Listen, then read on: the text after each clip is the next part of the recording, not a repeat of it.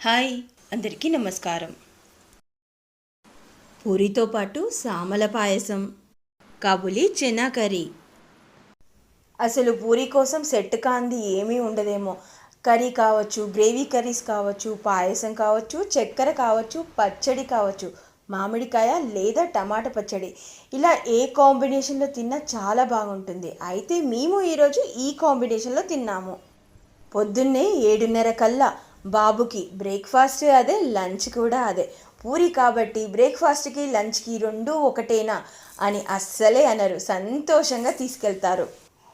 ఇందులో లవంగాలు, చెక్క, అనాస పువ్వు, జాపత్రి, కొన్ని కుంకుమ రేకులు, అలాగే కసూరి మేతి, నెయ్యి వేసి పోపు పెట్టాను. జీలకర్ర ఆవాలు వేసిన తర్వాత మీకు ముందు చెప్పిన మసాలాలు వేశాను. అలాగే చిన్న ముక్కలుగా కట్ చేసుకున్న ఒక క్యాప్సికమ్, పచ్చిమిర్చి, రాత్రంతా నానబెట్టుకొని ముందుగా ఉడికించి పెట్టుకున్న కాబూలీ చనా కూడా వేసుకోవాలి. కొంచెం పసుపు, మునగాకు పొడి, చట్పటా టేస్ట్ కోసం ఆమ్చూరు కూడా వేశాను. ఇందులోకి నేను టమాటాలు వేయలేదు కాబట్టి గ్రేవీ కోసం ఏం చేశానో చూపిస్తాను. ఉడికించిన కాబూలీ చనా కొన్ని మిక్సీ జార్లో వేసుకున్నాను.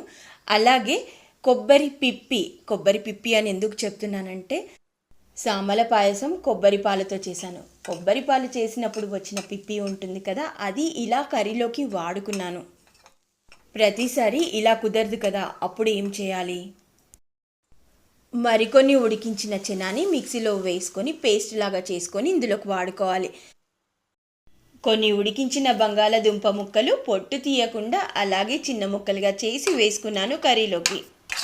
ఆమ్చూర్ చటపటాని బ్యాలెన్స్ చేసేందుకు కాస్త బెల్లం ముక్క. అలా కర్రీ అయ్యేలోపు పూరి విశేషాలు కూడా చూద్దురు. కుసుమ నూనె మొదటిసారి వాడాను పూరి కోసం, అది కూడా ఎద్దుగానుగ నూనె. రుచి కానీ లైట్గా ఫీల్ అవ్వడం కానీ ఎంత బాగుందో.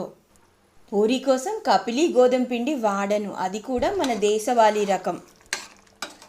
సన్ఫ్లవర్ ఆయిల్ని మనం ఎంతగా బ్రాండింగ్ చేస్తున్నాము అంటే అవసరం లేదు. నేను కూడా ఛానల్లో కొన్నిసార్లు నాకు అవగాహన లేదు, కోల్డ్ ప్రెస్డ్ ఆయిలే వాడుతున్నాను కదా, ఏమవుతుంది, చాలా లైట్గా ఉంది కదా అని వాడాను. కానీ కుసుమ నూనె లేదు, మన దేశవాళీ నూనెలే మంచివి అంట.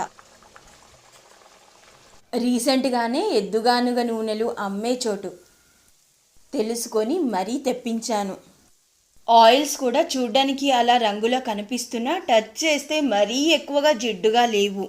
పూరి భలేగా ఉబ్బింది కదా, చూస్తుంటే తినాలనిపిస్తుంది కదా. ఇలా చేసుకుంటే తేలిక కూడా.